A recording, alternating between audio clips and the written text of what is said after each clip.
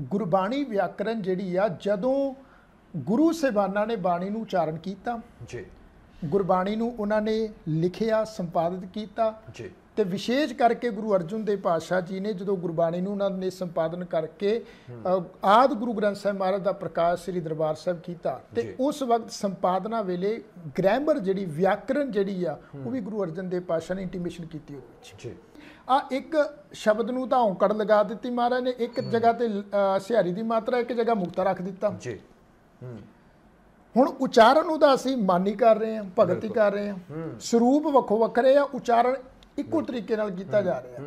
एक विश्राम चिन्ह जिहड़ा है वो गुरबाणी दे अर्थ दा अनर्थ भी कर दिंदा है। जिद्दां हुण अन दिनों शब्द आ, अन दिनों मोहे आही प्यासा है ना, अन दिनों उत्ते अन दिनों नन्ने दे उपर होड़ी दी मात्रा भी है, औंकड़ दी मात्रा है। शब्द का असली जिहड़ा स्वरूप प्रगट हो रहा है वो हो रहा नन्ने दे पैर च औंकड़ दी मात्रा नाल।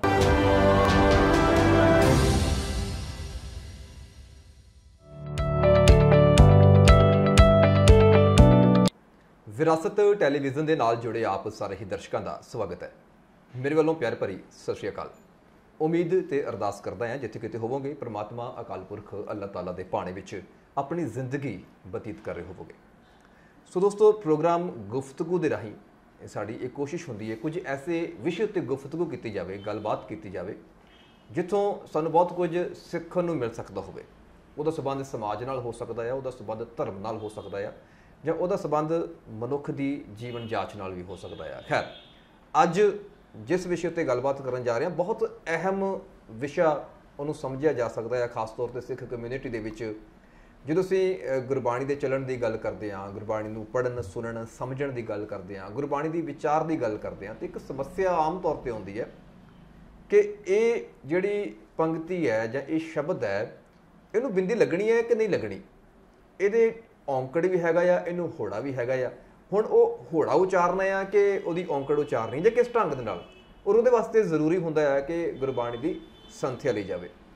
पर उहदे नाल एक बहुत अहम नुकता हुंदा है क्योंकि कोई भी भाषा जो असी समझनी होवे, सीखनी होवे, उहदे बारे जानना होवे तो उहदी व्याकरण जिहड़ी है ना वो पहल के आधार पर सानू पढ़नी पैंदी है, समझनी पैंदी है। जे तुसीं व्याकरण वाले पासे नहीं चलदे ते रट्टा मार के किसी भाषा के किसी सेंटेंस नूं तुसीं किते भी दोहरा सकदे आ, तुहानूं उहदा मतलब पता होवे, जिवें तुसीं अंग्रेजी भी बोल सकदे हो या कोई होर भाषा, पर थोड़ी विस्तार विच जां डूंघाई विच नहीं जा सकदे क्योंकि तुहाडे कोल व्याकरण नहीं हैगी। सो अज का यही विषय आप लैके चलांगे भी गुरबाणी व्याकरण की की अहमियत हैगी है, की महत्ता हैगी है, क्यों जरूरी हैगी है, और कित्थे कित्थे जे वो उचारण सही ढंग नाल नहीं किया जाता तो किहड़ियां समस्यावां जिहड़ियां ने सानूं पैदा होंदियां ने ते अर्थां दे अनर्थ किवें बन जाते हैं। और साडे नाल इस गुफ्तगू दे विच साथ देणगे प्रोफैसर सुखविंदर सिंह जी जो खास तौर पर अज साडे इस प्रोग्राम दे विच शामिल हो रहे हैं। पहलां जी आनूं आखदे हां, स्वागत करते हैं प्रोफैसर सुखविंदर सिंह जी का। वाहिगुरू जी का खालसा जी, वाहिगुरू जी की फतेह। वाहिगुरू जी का खालसा, वाहिगुरू जी की फतेह जी। पहला तो साडा सवाल हुंदा है जी कि सेहत किद्दां है?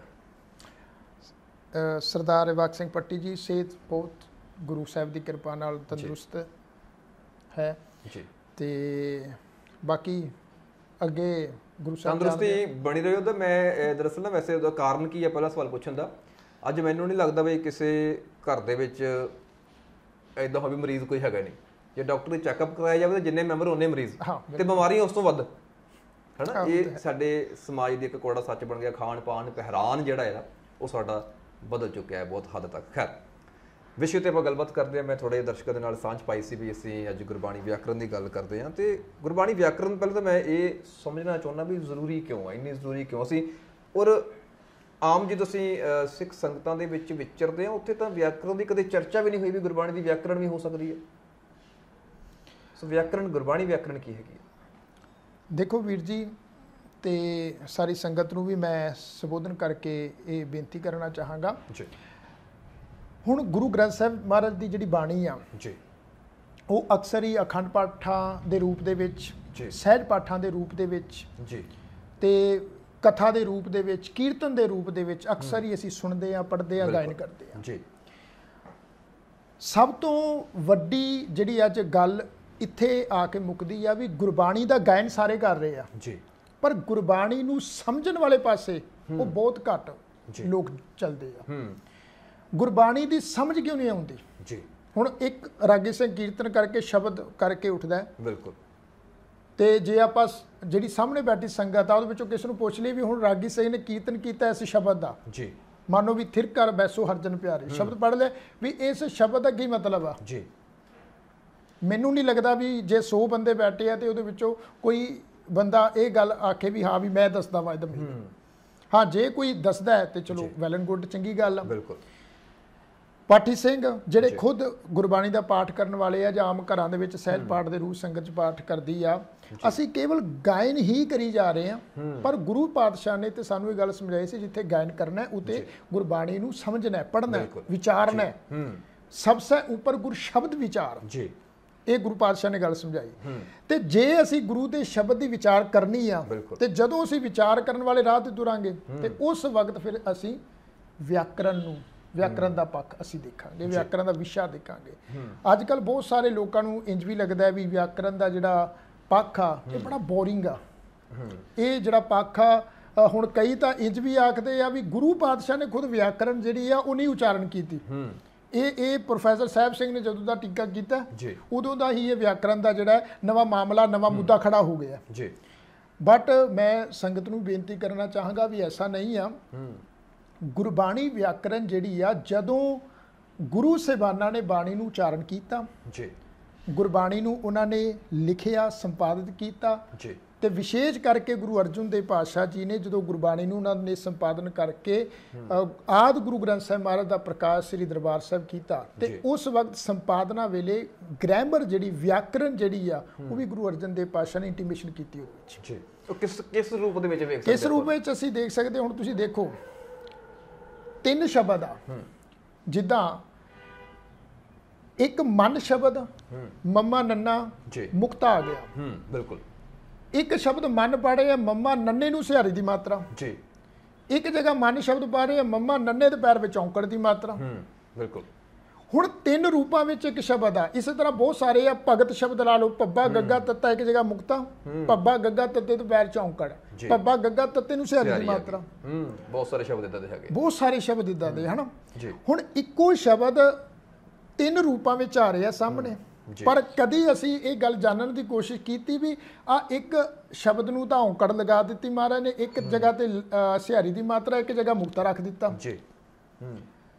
ਹੁਣ ਉਚਾਰਨ ਉਹਦਾ ਅਸੀਂ ਮਾਨੀ ਕਰ ਰਹੇ ਹਾਂ, ਭਗਤ ਹੀ ਕਰ ਰਹੇ ਹਾਂ, ਸਰੂਪ ਵੱਖੋ ਵੱਖਰੇ ਆ, ਉਚਾਰਨ ਇੱਕੋ ਤਰੀਕੇ ਨਾਲ ਕੀਤਾ ਜਾ ਰਿਹਾ। ਕਿਉਂ?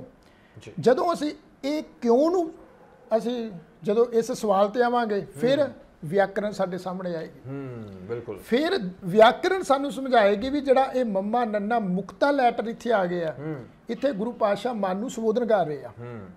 ਜਿੱਥੇ ਮੰਮਾ ਨੰਨੇ ਦੇ ਪੈਰ 'ਚ ਔਂਕੜ ਦੀ ਮਾਤਰਾ ਆ ਗਈ ਆ, ਇੱਥੇ ਗੁਰੂ ਪਾਤਸ਼ਾਹ ਕੱਲੀ ਮਨ ਦੀ ਗੱਲ ਕਰ ਰਹੇ ਵੀ ਮਨ ਨੂੰ ਆ ਚੀਜ਼ ਹੋ ਗਈ ਆ, ਜਾਂ ਵੀ ਮਨ ਵਿੱਚ ਆ ਗੱਲ ਜਿਹੜੀ ਆ ਮਨ ਨੂੰ ਇਹ ਗੱਲ ਸਮਝਣੀ ਚਾਹੀਦੀ ਆ। ਜਦੋਂ ਮੰਮਾ ਨੰਨੇ ਨੂੰ ਸਿਹਾਰੀ ਲੱਗ ਗਈ ਫਿਰ ਉਹਦੇ ਵਿੱਚੋਂ ਕਰ ਕੀ ਅਰਥ ਮੀਨਿੰਗ ਨਿਕਲ ਗਿਆ ਵੀ ਮਨ ਵਿੱਚ, ਠੀਕ ਆ। ਇਸੇ ਤਰ੍ਹਾਂ ਭਗਤ ਜੇ 3 ਰੂਪਾਂ ਚ ਆ, ਜੇ ਪੱਬਾ ਗੱਗਾ ਤੱਤਾ ਲੈਟਰ ਮੁਕਤਾ ਰਹਿ ਗਿਆ ਫਿਰ ਇਹਦਾ ਮਤਲਬ ਬਹੁਤ ਸਾਰੇ ਭਗਤਾਂ ਦੀ ਗੁਰੂ ਸਾਹਿਬ ਗੱਲ ਕਰ ਰਹੇ, ਉੱਥੇ ਪਲੂਰਲ ਦੀ ਗੱਲ ਆ, ਬਹੁਵਚਨ, ਜੇ ਜ਼ਿਆਦਾ ਭਗਤਾਂ ਦੀ ਗੱਲ ਹੋ ਰਹੀ ਆ। ਜੇ ਪੱਬਾ ਗੱਗਾ ਤੱਤੇ ਨੂੰ ਸਿਹਾਰੀ ਲੱਗ ਗਈ ਫਿਰ ਇਹ ਫੈਮਿਨਨ ਵਰਡ ਬਣ ਗਿਆ, ਇੱਥੇ ਭਗਤੀ ਦੀ ਗੱਲ ਕਰਦੇ ਆ, ਰੱਬ ਦੀ ਭਗਤੀ।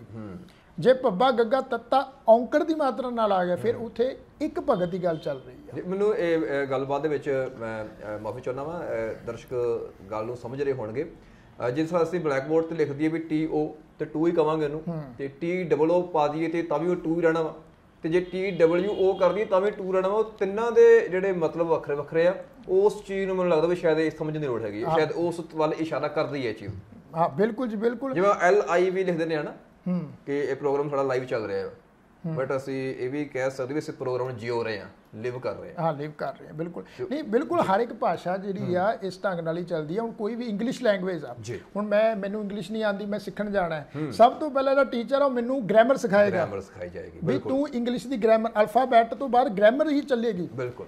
ਅਸੀਂ ਕੋਈ ਵੀ ਲੈਂਗੁਏਜ ਆ, ਹਿੰਦੀ ਲੈਂਗੁਏਜ ਆ, ਸੰਸਕ੍ਰਿਤ ਆ, ਪੰਜਾਬੀ ਆ, ਪੰਜਾਬੀ ਦਾ ਆਪਣਾ ਇੱਕ ਵਿਆਕਰਨ ਆ। ਹਰ ਇੱਕ ਲੈਂਗੁਏਜ ਇੱਕ ਵਿਆਕਰਨਕ ਨਿਯਮਾਵਲੀ ਦੇ ਵਿੱਚ ਬੱਧੀ ਹੋਈ ਆ। ਜਦੋਂ ਅਸੀਂ ਜੇ ਮੈਂ ਆਖਾਂ ਵੀ ਵਿਆਕਰਨ ਨੂੰ ਡਿਫਾਈਨ ਕਰਾਂ, ਵਿਆਕਰਨ ਦੀ ਡੈਫੀਨੇਸ਼ਨ ਕੀ ਆ ਵੀ ਸ਼ਬਦਾਂ ਦਾ ਸ਼ੁੱਧ ਉਚਾਰਨ ਤੇ ਸ਼ਬਦਾਂ ਦਾ ਅਰਥ ਬੋਧ ਸਮਝਣਾ, ਬਿਲਕੁਲ, ਇਹ ਵਿਆਕਰਨ ਆ ਜੀ। ਜਦੋਂ ਵਿਆਕਰਨ ਪੱਖ ਤੋਂ ਅਸੀਂ ਦੇਖਾਂਗੇ, ਹੁਣ ਇੱਕ ਮੈਂ ਗੁਰਬਾਣੀ ਦੀ ਪੰਕਤੀ ਅਸੀਂ ਪੜ੍ਹਦੇ ਹਾਂ ਜੀ, ਜੇ ਅਸੀਂ ਉੱਥੇ ਵਿਆਕਰਨ ਨਹੀਂ ਸਮਝਾਂਗੇ ਤੇ ਉਹਦਾ ਕਿੱਡਾ ਵੱਡਾ ਪੰਕਤੀ ਦਾ ਜਿਹੜਾ ਅਰਥ ਸਮਝਣ ਵਿੱਚ ਕਿੱਡੀ ਵੱਡੀ ਭੁੱਲ ਲੱਗ ਸਕਦੀ ਹੈ ਜੀ। ਪਿਸ਼ਤ ਨਜ਼ੀਕ ਰਾਖ ਰਹਿਮਾਨਾ। ਬਿਲਕੁਲ। ਹੁਣ ਉੱਥੇ ਹੁਣ ਕਿਉਂਕਿ ਗੁਰਮਤਿ ਦਾ ਇੱਕ ਸਿਧਾਂਤ ਆ, ਪਿਸ਼ਤ ਦਾ ਜਿਹੜਾ ਅਰਥ ਆ ਉਹ ਹੁੰਦਾ ਸਵਰਗ। ਸਵਰਗ ਹੁੰਦਾ ਹੈ, ਬਿਲਕੁਲ। ਵਹਿਸ਼ਤ, ਵਹਿਸ਼ਤ ਫਾਰਸੀ ਭਾਸ਼ਾ ਦਾ ਲਫ਼ਜ਼ ਆ ਜੀ, ਵਹਿਸ਼ਤ, ਸਵਰਗ। ਹੁਣ ਗੁਰਮਤਿ ਦੇ ਸਿਧਾਂਤ ਵਿੱਚ ਸਵਰਗ ਅਤੇ ਨਰਕ ਦੀ ਜਿਹੜੀ ਵਿਚਾਰ ਚੱਲਦੀ ਹੈ ਹਨਾ, ਗੁਰੂ ਪਾਤਸ਼ਾਹ ਕੋਈ ਕਾਲਪਨਿਕ ਸਵਰਗ ਦੀ ਗੱਲ ਨਹੀਂ ਕਰਦੇ ਤੇ ਨਾ ਹੀ ਕੋਈ ਕਾਲਪਨਿਕ ਨਰਕ ਦੀ ਗੱਲ ਕਰਦੇ ਆ। ਤੇ ਜੇ ਗੁਰੂ ਪਾਤਸ਼ਾਹ ਨੇ ਸਾਨੂੰ ਪਿਸ਼ਤ ਅਤੇ ਦੋਜ਼ਖ, ਨਰਕ ਤੇ ਸਵਰਗ ਦੇ ਕਾਲਪਨਿਕ ਉਹ ਜਗ੍ਹਾ ਤੋਂ ਸਾਨੂੰ ਗੁਰੂ ਸਾਹਿਬ ਨੇ ਇੱਕ ਪਾਸੇ ਰੱਖ ਕੇ ਪ੍ਰਭੂ ਦੇ ਨਾਮ ਨੂੰ ਜਾਂ ਸਤ ਸੰਗਤ ਨੂੰ ਹੀ ਐਜ਼ ਅ ਸਵਰਗ ਰੂਪ ਵਿੱਚ ਲਿਆ। ਬਿਲਕੁਲ। ਤੇ ਉੱਥੇ ਫਿਰ ਗੱਲ ਸਮਝਣ ਵਾਲੀ ਆ ਵੀ ਜਿਹੜੇ ਪਿਸ਼ਤ ਲਫ਼ਜ਼ ਆ, ਜੇ ਮੈਂ ਉਹਦਾ ਅਰਥ ਕਰਦਾ ਵੀ ਹੇ ਰਹਿਮਾਨ, ਹੇ ਰਹਿਮ ਕਰਨ ਵਾਲੇ ਪ੍ਰਭੂ, ਵੀ ਮੈਨੂੰ ਸਵਰਗ ਦੇ ਨੇੜੇ ਰੱਖ, ਉੱਥੇ ਅਰਥ ਜਿਹੜਾ ਉਹ ਗੁਰਮਤਿ ਸਿਧਾਂਤ ਤੋਂ ਉਲਟ ਹੋ ਗਿਆ। ਬਿਲਕੁਲ। ਕਿਉਂਕਿ ਇੱਕ ਪਾਸੇ ਤਾਂ ਗੁਰੂ ਪਾਤਸ਼ਾਹ ਕਹਿ ਰਿਹਾ ਵੀ ਸਵਰਗ ਕਿਆ, ਨਰਕ ਕਿਆ, ਸੁਰਗ ਵਿਚਾਰਾ ਸੰਤਰ ਦੂਰਾ ਦੇ। ਬਿਲਕੁਲ। ਤੇ ਜੇ ਮੈਂ ਇਹਦਾ ਅਰਥ ਕਰ ਰਿਹਾ ਵੀ ਹੇ ਰਹਿਮਾਨ, ਹੇ ਪ੍ਰਭੂ ਮੈਨੂੰ ਸਵਰਗ ਦੇ ਨੇੜੇ ਰੱਖ, ਉੱਤੇ ਗੁਰਮਤਿ ਸਿਧਾਂਤ ਜਿਹੜਾ ਉੱਤੇ ਟੁੱਟ ਰਿਹਾ। ਪਰ ਜਦੋਂ ਅਸੀਂ ਹੁਣ ਇਹਨੂੰ ਵਿਆਕਰਨਕ ਪੱਖੋਂ ਦੇਖਾਂਗੇ ਤੇ ਫਿਰ ਉੱਥੇ ਪਤਾ ਲੱਗੇਗਾ ਇੱਥੇ ਜਿਹੜਾ ਪਿਸ਼ਤ ਜਿਹੜਾ ਵਰਡ ਆ, ਭੱਬੇ ਨੂੰ ਸਿਆਰੀ, ਸੱਸਾ ਤੱਤੇ ਤੇ ਪੈਰ ਚ ਔਂਕੜ ਦੀ ਮਾਤਰਾ ਨਾਲ ਸੰਬੰਧਕੀ ਪਦ ਲੱਗਾ ਹੋਇਆ ਨਜ਼ੀਕ, ਜਿਹੜਾ ਉੱਥੇ ਵਿਸ਼ਰਾਮ ਚਿੰਨ੍ਹ ਆ। ਕਿਉਂਕਿ ਜਦੋਂ ਵਿਆਕਰਣ ਪੜ੍ਹਦੇ ਆ ਨਾ ਤੇ ਵਿਸ਼ਰਾਮ ਚਿੰਨ੍ਹ ਵੀ ਸਾਹਮਣੇ ਹੁੰਦੇ ਆ ਜੀ। ਇੱਕ ਵਿਸ਼ਰਾਮ ਚਿੰਨ੍ਹ, ਹੁਣ ਕਈ ਤੇ ਜਿਹੜੇ ਪਾਠੀ ਸੱਜਣ ਆ ਜਾਂ ਫਿਰ ਬਹੁਤ ਸਾਰੀਆਂ ਸੰਗਤਾਂ ਵਾ, ਮੈਂ ਸਾਰਿਆਂ ਨੂੰ ਇਸ ਪ੍ਰੋਗਰਾਮ ਦੇ ਰਾਹੀਂ ਬੇਨਤੀ ਕਰਨਾ ਚਾਹਾਂਗਾ, ਜਦੋਂ ਵੀ ਤੁਸੀਂ ਬਾਣੀ ਪੜ੍ਹਨੀ ਆ ਵਿਸ਼ਰਾਮ ਚਿੰਨ੍ਹਾਂ ਦਾ ਵੀ ਖਾਸਾ ਖਿਆਲ ਰੱਖਣਾ ਹੈ। ਬਿਲਕੁਲ। ਕਿਉਂਕਿ ਇੱਕ ਵਿਸ਼ਰਾਮ ਚਿੰਨ੍ਹ ਜਿਹੜਾ ਹੈ ਉਹ ਗੁਰਬਾਣੀ ਦੇ ਅਰਥ ਦਾ ਅਨਰਥ ਵੀ ਕਰ ਦਿੰਦਾ ਹੈ। ਜਿੱਦਾਂ ਸਪੋਜ਼ ਕਰੋ ਅਸੀਂ ਪੱਟਾਂ ਦੇ ਸਵਈਆਂ 'ਚ ਇੱਕ ਤੁਕ ਪੜ੍ਹਦੇ ਆ, ਗੁਰ ਅਰਜਨ ਘਰ ਗੁਰੂ ਰਾਮਦਾਸ ਭਗਤ ਉਤਰ ਆਇਓ। ਪਰ ਜੇ ਮੈਂ ਵਿਸ਼ਰਾਮ ਚਿੰਨ੍ਹ ਲਾ ਦੇਣਾ ਗੁਰ ਅਰਜਨ ਘਰ ਗੁਰੂ ਰਾਮਦਾਸ ਭਗਤ ਉਤਰ ਆਇਓ, ਜੀ ਜੀ ਜੀ, ਫਿਰ ਇਹਦਾ ਜਿਹੜਾ ਮੀਨਿੰਗ ਆ ਉਹ ਬਣ ਗਿਆ ਵੀ ਗੁਰੂ ਅਰਜਨ ਦੇਵ ਮਹਾਰਾਜ ਦੇ ਘਰ ਵਿੱਚ, ਘਰ ਉੱਥੇ ਰਾਰੇ ਨੂੰ ਸਿਆਰੀ ਲੱਗੀ, ਘਰ ਵਿੱਚ ਗੁਰੂ ਰਾਮਦਾਸ ਸਾਹਿਬ ਜੀ ਭਗਤ ਰੂਪ ਜਿਹੜੇ ਆ ਉਹਨਾਂ ਨੇ ਪ੍ਰਕਾਸ਼ ਧਾਰਨ ਕੀਤਾ। ਜਦ ਕਿ ਸੱਚਾਈ ਤਾਂ ਸਿੱਖ ਇਤਿਹਾਸ ਵਿੱਚ, ਗੁਰੂ ਇਤਿਹਾਸ ਵਿੱਚ ਇਹ ਆ ਵੀ ਗੁਰੂ ਰਾਮਦਾਸ ਸਾਹਿਬ ਦੇ ਪੁੱਤਰ ਸੀ ਗੁਰੂ ਅਰਜਨ ਦੇਵ ਪਾਤਸ਼ਾਹ। ਬਿਲਕੁਲ ਠੀਕ ਹੈ। ਹੁਣ ਉੱਥੇ ਵਿਸ਼ਰਾਮ ਚਿੰਨ੍ਹ ਆਏਗਾ ਗੁਰ ਅਰਜਨ ਘਰ ਗੁਰੂ ਰਾਮਦਾਸ ਭਗਤ ਉਤਰ ਆਇਓ। ਬਿਲਕੁਲ। ਤੋ ਇਸੇ ਤਰ੍ਹਾਂ ਇੱਥੇ ਵਿਸ਼ਰਾਮ ਆਏਗਾ ਪਿਸ਼ਤ ਨਜ਼ੀਕ ਰਾਖ ਰਹਿਮਾਨਾ। ਤੇ ਵਿਆਕਰਨਕ ਇਹ ਸਿਧਾਂਤ ਬਣੇਗਾ ਵੀ ਜਦੋਂ ਗੁਰਬਾਣੀ ਦੇ ਵਿੱਚ ਨਾਉਨ ਵਾਲਾ ਜਿਹੜਾ ਵਰਡ ਹੁੰਦਾ ਹੈ, ਜੇ ਲਾਸਟ ਲੈਟਰ ਨੂੰ ਔਂਕੜ ਦੀ ਮਾਤਰਾ ਲੱਗੀ ਆ ਜੀ, ਉਹਦੇ ਨਾਲ ਸੰਬੰਧਕੀ ਪਦ ਲੱਗਾ ਹੋਇਆ ਤੇ ਉੱਥੇ ਫਿਰ ਜਿਹੜਾ ਨਾਉਨ ਵਾਲਾ ਵਰਡ ਆ ਉੱਥੇ ਵਿਸ਼ਰਾਮ ਚਿੰਨ੍ਹ ਲਗਾ ਕੇ ਜਿਹੜਾ ਅਗਲਾ ਸੰਬੰਧਕੀ ਪਦ ਆ ਉਹ ਅਗਲੇ ਸ਼ਬਦ ਦੇ ਨਾਲ ਮਿਲਾ ਕੇ ਉਚਾਰਨ ਹੋਏਗਾ। ਬਿਲਕੁਲ ਜੀ, ਬਹੁਤ ਵਧੀਆ। ਮੈਨੂੰ ਲੱਗ ਰਿਹਾ ਵੀ ਇੱਕ ਨਵੀਂ ਜਾਣਕਾਰੀ ਹੋਏਗੀ ਸਾਡੇ ਦਰਸ਼ਕਾਂ ਦੇ ਵਾਸਤੇ, ਔਰ ਬਹੁਤ ਸਾਰੇ ਐਸੇ ਹੋਣਗੇ ਖਾਸ ਤੌਰ 'ਤੇ ਜਦੋਂ ਵਿਦੇਸ਼ਾਂ ਦੀ ਗੱਲ ਕਰਦੇ ਆ, ਕਿਤੇ ਨਾ ਕਿਤੇ ਉੱਥੇ ਜਾਗਰੂਕਤਾ, ਅਵੇਅਰਨੈਸ ਹੈਗੀ ਆ। ਪਰ ਫਿਰ ਵੀ ਕਿਉਂਕਿ ਕੁਝ ਚੀਜ਼ਾਂ ਹੁੰਦੀਆਂ ਅਸੀਂ ਕਈ ਵਾਰੀ ਬਹੁਤ ਅੱਗੇ ਵੱਧ ਜਾਂਦੇ ਹਾਂ ਵੀ ਸਾਨੂੰ ਉਹ ਚੀਜ਼ਾਂ ਦੂਰੋਂ ਦੇਖਣ ਤੋਂ ਬਹੁਤ ਮਾਮੂਲੀ ਜਿਹੀਆਂ ਲੱਗ ਰਹੀਆਂ ਹੁੰਦੀਆਂ, ਪਰ ਬੜੀਆਂ ਅਹਿਮ ਤੇ ਬੜੀਆਂ ਖਾਸ ਤੇ ਬਹੁਤ ਮਹੱਤਤਾ ਰੱਖਣ ਵਾਲੀਆਂ ਹੁੰਦੀਆਂ। ਜਿਵੇਂ ਅਸੀਂ ਵਿਸ਼ਰਾਮ ਚਿੰਨ੍ਹ ਦੀ ਗੱਲ ਕਰ ਰਹੇ ਹਾਂ, ਵਿਆਕਰਣ ਦੀ ਗੱਲ ਕਰ ਰਹੇ ਹਾਂ, ਔਰ ਸੰਥਿਆ ਦੀ ਗੱਲ ਕਰ ਰਹੇ ਹਾਂ। ਕਿਉਂਕਿ ਸੰਥਿਆ ਤਾਂ ਅਸੀਂ ਆਮ ਤੌਰ 'ਤੇ ਦੇਖਦੇ ਹਾਂ, ਪਿੰਡ ਸੰਥਿਆ ਕਰਵਾ ਦਿੱਤੀ ਜਾਂਦੀ ਵੀ ਸ਼ੁੱਧ ਇੱਦਾਂ ਪੜ੍ਹਨਾ ਆ। ਜਦੋਂ ਮੈਨੂੰ ਇੱਦਾਂ ਲੱਗਦਾ ਵੀ ਛੋਟੇ ਹੁੰਦੇ ਜਦੋਂ ਅਸੀਂ ਪੜ੍ਹਦੇ ਹੁੰਦੇ ਸਕੂਲ ਦੇ ਵਿੱਚ ਮਾਈ ਫਰੈਂਡ ਦਾ ਐਸੇ ਯਾਦ ਕਰਵਾ ਦਿੱਤਾ, ਪਰ ਇਹ ਨਹੀਂ ਪਤਾ ਵੀ ਉਹ ਐਕਚੁਅਲੀ ਉਹਦਾ ਮਤਲਬ ਕੀ ਸੀਗਾ। ਉਹ ਇਦਾਂ ਦਾ ਸੰਥਿਆ ਵੀ ਇੱਕ ਲੱਗਦਾ ਮੈਨੂੰ ਸ਼ਾਇਦ ਉਹ ਰੱਟਾ ਮਾਰਨ ਵਾਲੀ ਗੱਲ ਬਣ ਜਾਂਦੀ। ਹਾਂ, ਇੰਨਾ ਕੁ ਜ਼ਰੂਰ ਉਹਦਾ ਵਾਧਾ ਹੈਗਾ ਵੀ ਸਾਨੂੰ ਸ਼ੁੱਧ ਉਚਾਰਨ ਕਰਨਾ ਆ ਜਾਂਦਾ ਵਾ, ਪਰ ਫਿਰ ਵੀ ਕਿਤੇ ਨਾ ਕਿਤੇ ਉਹਦੀ ਅਸ਼ੁੱਧਤਾ ਜਿਹੜੀ ਰਹਿ ਜਾਂਦੀ ਹੈ ਤੇ ਕਾਰਨ ਇਹੀ ਵੀ ਅਸੀਂ ਵਿਆਕਰਣ ਤੋਂ ਦੂਰ ਹੁੰਦੇ ਹਾਂ। ਇੱਕ ਮੈਂ ਪ੍ਰੋਫੈਸਰ ਸਾਹਿਬ ਹੋਰ ਗੱਲ ਚੱਲ ਰਹੀ ਸੀ, ਤੁਸੀਂ ਜਿਵੇਂ ਸਪਸ਼ਟ ਕੀਤਾ ਵੀ ਜਿਹੜਾ ਇੱਕ ਵਚਨ ਦੇ ਪਿੱਛੇ ਉੱਥੇ ਔਂਕੜ ਲੱਗਾ ਹੋਇਆ ਆ, ਇਹ ਪਿਛਲੇ ਅੱਖਰਾਂ ਦੀ ਗੱਲ ਹੋ ਗਈ। ਕੁਝ ਐਸੇ ਅੱਖਰ ਨੇ, ਸੁਹਾਗਣ ਹੈ ਜਾਂ ਹੋਰ ਬਹੁਤ ਸਾਰੇ ਸ਼ਬਦ ਹੈਗੇ ਨੇ, ਉੱਥੇ ਪਹਿਲੇ ਅੱਖਰ ਦੇ ਨਾਲ ਹੋੜਾ ਵੀ ਲੱਗਿਆ ਹੋਇਆ ਹੈ ਤੇ ਔਂਕੜ ਵੀ ਲੱਗਿਆ ਹੋਇਆ ਹੈ।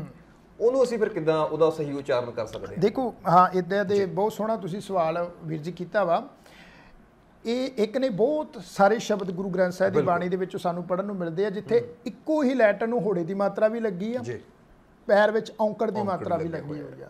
ਜਿੱਦਾਂ ਅਨਦਿਨੋ ਸ਼ਬਦ ਆ, ਗੋਬਿੰਦ ਸ਼ਬਦ ਆ, ਸੁਹਾਗਣ ਆ, ਹਨਾ, ਬਹੁਤ ਸਾਰੇ ਐਸੇ ਸ਼ਬਦ ਆ। ਪ੍ਰੋਫੈਸਰ ਸਾਹਿਬ ਸਿੰਘ ਜੀ ਜਿਨ੍ਹਾਂ ਨੇ ਸ੍ਰੀ ਗੁਰੂ ਗ੍ਰੰਥ ਸਾਹਿਬ ਮਹਾਰਾਜ ਜੀ ਦਾ ਟੀਕਾ ਕੀਤਾ ਵਾ, ਸਾਰੇ ਉਹਨਾਂ ਦਾ ਸ਼੍ਰੋਮਣੀ ਗੁਰਦੁਆਰਾ ਪ੍ਰਬੰਧਕ ਕਮੇਟੀ ਵੱਲੋਂ ਵੀ ਉਹ ਟੀਕਾ ਛਪਾ ਕੇ ਸੰਗਤ ਵਿੱਚ ਜਿਹੜਾ ਵਾ ਉਹ ਵੰਡਿਆ ਜਾਂਦਾ। ਬਹੁਤ ਵਿਆਕਰਣ ਦੇ ਉੱਤੇ ਉਹਨਾਂ ਦੀ ਬੜੀ ਮੁਹਾਰਤ ਆ। ਜੇ ਮੈਂ ਬੇਨਤੀ ਕਰਨਾ ਚਾਹਾਂਗਾ, ਜੇ ਵਿਆਕਰਣ ਨੂੰ ਤੁਸੀਂ ਪੜ੍ਹਨਾ ਹੈ, ਵੈਸੇ ਤਾਂ ਸਿੱਖ ਮਿਸ਼ਨਰੀ ਕਾਲਜ ਲੁਧਿਆਣਾ ਵੱਲੋਂ ਉਹਨਾਂ ਨੇ ਬੜੀਆਂ ਛੋਟੀਆਂ ਜਿਹੀਆਂ 2 ਪੁਸਤਕਾਂ ਨੇ, ਇੱਕ ਤਾਂ ਗੁਰਬਾਣੀ ਵਿਆਕਰਣ ਦੇ ਸਰਲ ਨਿਯਮ ਅਤੇ ਗੁਰਬਾਣੀ ਦਾ ਸ਼ੁੱਧ ਉਚਾਰਨ। ਉਹ ਸੰਗਤ ਜੀ ਮੈਨੂੰ ਯਾਦ ਆ ਰਿਹਾ, ਮਿਸ਼ਨਰੀ ਕਾਲਜ ਦਾ ਤੁਸੀਂ ਨਾਮ ਲਿਆ, ਇੱਕ ਉਹਨਾਂ ਦੀ ਕਿਤਾਬ ਸੀ ਯਜੇ ਦੀ ਬਹੁਪੰਤੀ ਵਰਤੋਂ, ਉਹ ਮੈਂ ਪੜ੍ਹੀ, ਉਹ ਬਾ ਕਮਾਲ ਦੀ ਉਹ ਚੀਜ਼ ਸੀ, ਬੜਾ ਕੁਝ ਉਹਦੇ ਵਿੱਚ ਮੈਨੂੰ ਸਿੱਖਣ ਨੂੰ ਮਿਲਿਆ ਸੀਗਾ। ਸੋ ਇਹ ਮੈਂ ਤਾਂ ਐਡ ਕਰ ਦਿੱਤੀ ਵੀ ਉਹ ਵੀ ਇੱਕ ਬੜਾ ਕਿਤੇ ਕਿਤੇ ਯਜਾ ਆ ਜਾਂਦਾ ਨਾ, ਤੇ ਥੱਲੇ ਨਾਮ ਵੀ ਆਵੇ ਸਾਹਮਣੇ ਆਏ ਤਾਂ ਵੀ ਕਨਫਿਊਜ਼ਨ ਹੁੰਦੇ ਵੀ ਇਹਨੂੰ ਕਿੱਦਾਂ ਉਚਾਰਨ ਕਰਨਾ ਹੈ, ਕਿਵੇਂ ਉਚਾਰਨ ਕਰਨਾ। ਬਿਲਕੁਲ ਜੀ। ਹੁਣ ਉਹ ਐਸੀਆਂ ਜਿਹੜੀਆਂ ਕਿਤਾਬਾਂ ਨੇ, ਜੇ ਤੁਸੀਂ ਉਹਨਾਂ ਦੇ ਨਾਲ ਸੰਪਰਕ ਬਣਾ ਕੇ ਉਹ ਲੈ ਕੇ ਪੜ੍ਹੋ ਤੇ ਮੈਂ ਸਮਝਦਾ ਵੀ ਸਾਡੇ ਕਪਾਟ ਖੁੱਲ ਜਾਣਗੇ ਜੀ। ਹੁਣ ਜਦੋਂ ਉਹ ਵਿਆਕਰਨਕ ਅਸੀਂ ਚੀਜ਼ਾਂ ਪੜ੍ਹਦੇ ਆ ਤੇ ਉਹਦੇ ਵਿੱਚੋਂ ਸਾਨੂੰ ਪਤਾ ਲੱਗਦਾ ਹੈ, ਪ੍ਰੋਫੈਸਰ ਸਾਹਿਬ ਸਿੰਘ ਨੇ ਬੜੀ ਸੁੰਦਰ ਉੱਥੇ ਉਹਨਾਂ ਨੇ ਵਿਚਾਰ ਦਿੱਤੀ ਹੋਈ ਹੈ ਇਹਦੇ ਸ਼ਬਦਾਂ 2 ਮਾਤਰਕ ਸ਼ਬਦਾਂ ਦੇ ਬਾਰੇ। ਉਹ ਕਹਿੰਦੇ ਵੀ ਗੁਰੂ ਪਾਤਸ਼ਾਹ ਨੇ ਜਿਹੜੀ ਇੱਕ ਲੱਗ ਮਾਤਰ ਲਗਾਈ ਆ, ਉਹ ਸ਼ਬਦ ਦੇ ਅਸਲ ਸਰੂਪ ਨੂੰ ਪ੍ਰਗਟ ਕਰਨ ਵਾਸਤੇ। ਅੱਛਾ ਜੀ। ਜਿੱਦਾਂ ਹੁਣ ਅੰਨ ਦਿਨੋਂ ਸ਼ਬਦ ਆ, ਅੰਨ ਦਿਨੋਂ ਮੋਹਿ ਆਹੀ ਪਿਆਸਾ, ਹਨਾ, ਅੰਨ ਦਿਨੋਂ, ਉੱਤੇ ਅੰਨ ਦਿਨੋਂ ਨੰਨੇ ਦੇ ਉੱਪਰ ਹੋੜੇ ਦੀ ਮਾਤਰਾ ਵੀ ਆ, ਔਂਕੜ ਦੀ ਮਾਤਰਾ ਹੈ। ਸ਼ਬਦ ਦਾ ਅਸਲੀ ਜਿਹੜਾ ਸਰੂਪ ਪ੍ਰਗਟ ਹੋ ਰਿਹਾ ਹੈ, ਉਹ ਹੋ ਰਿਹਾ ਨੰਨੇ ਦੇ ਪੈਰ 'ਚ ਔਂਕੜ ਦੀ ਮਾਤਰਾ ਨਾਲ, ਕਿਉਂਕਿ ਅੰਨ ਦਿਨ ਸ਼ਬਦ ਹੁੰਦਾ। ਪਰ ਦੂਜੀ ਗੱਲ ਉਹਨਾਂ ਨੇ ਨਾਲ ਇੰਟੀਮੇਸ਼ਨ ਕੀਤੀ ਆ ਵੀ ਇੱਕ ਲੱਗ ਮਾਤਰ ਸ਼ਬਦ ਦੇ ਅਸਲ ਸਰੂਪ ਨੂੰ ਪ੍ਰਗਟ ਕਰਨ ਵਾਸਤੇ ਲੱਗੀ ਆ।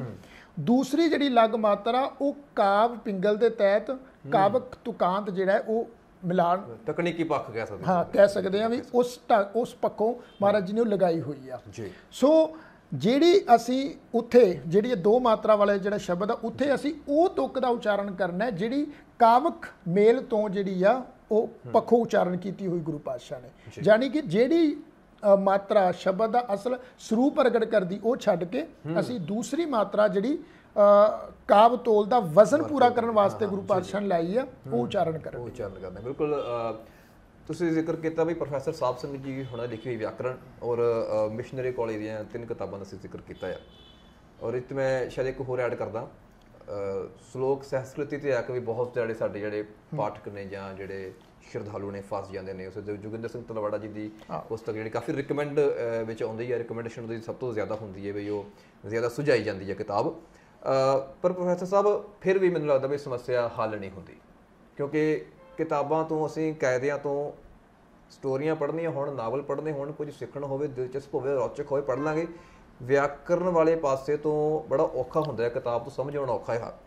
ਉਹਦੇ ਵਾਸਤੇ ਤੁਸੀਂ ਵੀ ਲਗਾਤਾਰ ਉਪਰਾਲੇ ਕਰ ਰਹੇ ਹੋ, ਉਹ ਮੈਂ ਜ਼ਰੂਰ ਚਾਹਾਂਗੀ ਆਪਣੇ ਉਪਰਾਲੇ ਬਾਰੇ ਸਾਂਝ ਪਾ ਦਿਓ, ਤਾਂ ਕਿ ਜੇ ਸਾਡੇ ਦਰਸ਼ਕ ਬਾਅਦ ਵਿੱਚ ਕਿਸੇ ਦੇ ਮਨ ਵਿੱਚ ਖਿਆਲ ਆ ਵੀ ਜਾਵੇ, ਕਿਉਂਕਿ ਵਿਆਕਰਨ ਦੇ ਅਧਿਆਪਕ ਸਾਡੇ ਕੋਲ ਬੜੇ ਘੱਟ ਆ, ਕਿਤਾਬਾਂ ਤਾਂ ਹੈਗੀਆਂ ਪਰ ਉਹ ਕਿਤਾਬਾਂ ਪੜ੍ਹਾਉਣ ਵਾਲਿਆਂ ਦੀ ਘਾਟ ਵੀ ਮੈਨੂੰ ਲੱਗਦਾ ਵੀ ਕੌਮ ਦੇ ਵਿੱਚ ਬੜੇ ਵੱਡੇ ਪੱਧਰ ਤੇ ਰੜਕਦੀ ਆ। ਤੁਹਾਡਾ ਜਿਹੜਾ ਉਪਰਾਲਾ ਹੈਗਾ ਉਹ ਮੈਂ ਨਹੀਂ ਦੱਸਾਂਗਾ, ਮੈਂ ਚਾਹੁੰਦਾ ਵੀ ਤੁਸੀਂ ਆਪ ਹੀ ਦੱਸੋ ਸੰਗਤਾਂ ਨੂੰ, ਤਾਂ ਕਿ ਉਹ ਲਾਹਾ ਲੈ ਸਕਣ। ਨਹੀਂ, ਬਿਲਕੁਲ ਜੀ। ਸੰਗਤ ਜੀ, ਮੈਂ ਬੇਨਤੀ ਕਰਨਾ ਚਾਹਾਂਗਾ, ਗੁਰੂ ਸਾਹਿਬ ਦੀ ਦਇਆ ਨਾਲ ਅਸੀਂ ਵੀ ਇੱਕ ਪ੍ਰੋਗਰਾਮ ਚਲਾਇਆ ਹੋਇਆ ਹੈ, YouTube ਚੈਨਲ ਤੇ ਵੀ ਚੱਲ ਰਿਹਾ, Facebook ਤੇ ਵੀ ਚੱਲ ਰਿਹਾ, ਆਓ ਗੁਰਬਾਣੀ ਸਿੱਖੀਏ।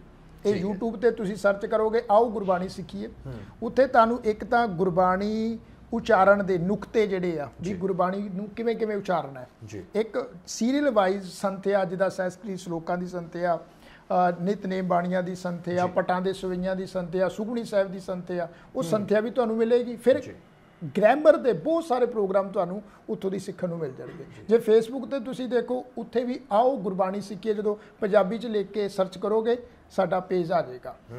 ਤੇ ਜਿਹੜੀ ਤੁਸੀਂ ਗੱਲ ਕਰ ਰਹੇ ਸੀ ਵੀ ਜਿਹੜੀ ਵਿਆਕਰਣ ਆ, ਬਿਲਕੁਲ ਠੀਕ ਆ ਵੀਰ ਜੀ, ਤੁਸੀਂ ਦੱਸੀ ਕਿਤਾਬਾਂ ਬਹੁਤ ਸਾਰੀਆਂ ਮਿਲ ਜਾਂਦੀਆਂ ਨੇ। ਗਿਆਨੀ ਹਰਬੰਸ ਸਿੰਘ ਉਹਨਾਂ ਦੀ ਵੀ ਕਿਤਾਬ ਆ, ਪ੍ਰਿੰਸੀਪਲ ਤੇਜਾ ਸਿੰਘ ਜੀ ਉਹਨਾਂ ਨੇ ਵੀ ਕਿਤਾਬ ਲਿਖੀਆਂ, ਕਿਤਾਬਾਂ ਬਹੁਤ ਸਾਰੀਆਂ ਨੇ।